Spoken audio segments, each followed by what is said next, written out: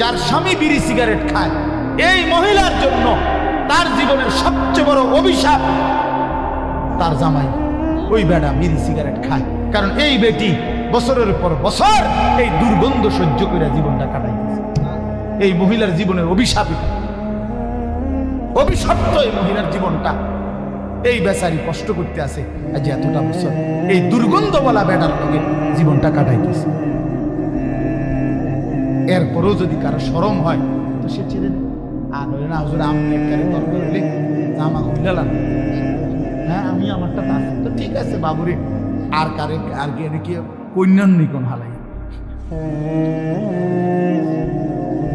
এতটুকু বিবেক দিয়া ভাবেন, নাহলে যুক্তি দেন, একজন যুক্তি দেন, এর পক্ষে একটা যুক্তি দেন, এটার কোনো কল্যাণ, এটার কোনো মঙ্গল আপনি বল, আমি মাইনা নিব, আমি শুনবো।